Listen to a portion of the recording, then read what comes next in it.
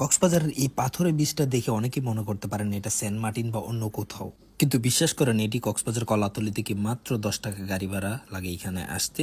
এই জায়গাটি নিয়ে আমার পূর্ববর্তী আরো একটা ভিডিও রয়েছে যেটা অনেক বেশি ভাইরাল হয়ে গেছে এবং আপনারা অনেকে জানতে চাইছেন এটা লোকেশন কোথায় এবং কিভাবে আসবেন। সো ওই জিনিসটাই মূলত ক্লিয়ার করার জন্য আজকে পূর্ণাঙ্গ ভিডিওটি আপনাদের সামনে নিয়ে আসা। আর প্রথমে এখানে আপনাদেরকে একটি সতর্ক বার্তা আমি জানিয়ে দিই, 2-4-5 জন ছাড়া অর্থাৎ গ্রুপ ছাড়া আপনারা এখানেও কেউ আসবেন না, সিঙ্গেল কেউ আসার চেষ্টা করবেন না, কারণ কিছুদিন পূর্বেও কিন্তু এখানে বিভিন্ন ধরনের অকারেন্স হয়েছে। তো ট্রাই করবেন সবাই মিলে আসার জন্য, যদি 2-4-5 জন সঙ্গে থাকে এরকম। কারণ একা কাউকে আসতে আমি উৎসাহিত করতেছি না এখানে। আর এটা লোকেশনটা বলে দিই, এখন কক্সবাজার কলাতলি থেকে লোকালি যদি আপনারা টমটম দিয়ে আসেন বা অটোরিকশা দিয়ে আসেন 10 টাকা পার পার্সন গাড়ি ভাড়া নিবে। এটা জায়গাটার নাম হচ্ছে ভাঙ্গার মোড় আসবেন প্রথমে, কারণ এই প্লেসে আসার জন্য রোড সাইডে কিন্তু কোনো প্রবেশ পথ নাই, তাই আপনাকে বীজ দিয়ে আসা লাগবে হেঁটে। তো ভাঙ্গার মোড় আসবেন, ভাঙ্গার মোড় এসে সমুদ্র সৈকতে নেমে মেরিন ড্রাইভের দিকে অর্থাৎ দরিয়ানগরের দিকে 10 মিনিট হাঁটলেই হাতের বাঁ পাশে দেখতে পারবেন কিছু পাথর পরে রয়েছে। আর এটাই হচ্ছে সেই প্লেস, পাশে কিন্তু হ্যাচারি রয়েছে। এটা আগে একটা হ্যাচারি ছিল, পরবর্তীতে হ্যাচারির কার্যক্রম অকার্যকর হয়ে যাওয়ার পর মূলত এইখানকার পরিবেশটা এরকম হয়ে যায়।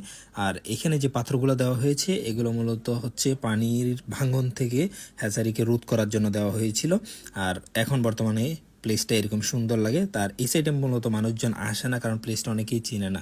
সো আপনারা যারা আসবেন, আমি যেটা প্রথমে আগেই বলেছি, অবশ্যই নিজেদের সিকিউরিটি মেনটেন করে তারপরে আসার চেষ্টা করবেন। হ্যাঁ, তবে একটা স্বস্তির কথা হচ্ছে আমি যতবারই গিয়েছি আসলে ততবারই আমার কাছে ভালো লেগেছে প্লেসটা। আর আমি সামনে আসলে এই ধরনের কোনো অকারেন্স দেখি নেই।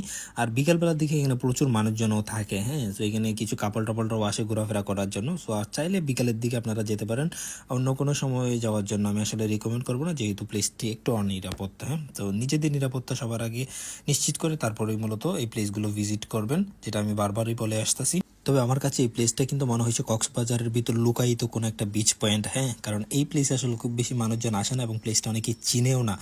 সো যারা আসলে কক্সবাজারে এসে একটা নতুন ফিল পেতে যাচ্ছেন বা নতুন একটা বিচ পয়েন্ট খুঁজতেছেন নীরব নিস্তব্ধ, তারা প্লেসটা ভিজিট করতে পারেন নিঃসন্দেহে। আর অবশ্যই যাওয়ার আগে একটু জোয়ার ভাটার সময়সূচি জেনে যাবেন, কারণ এখানে জোয়ারের সময় কিন্তু পাথরগুলা পানির নিচেই থাকে। সো ভাটার সময় গেলে মূলত আপনারা এই সুন্দর পাথরগুলো দেখতে পারেন। So guys, tata, bye bye, আসসালামু আলাইকুম।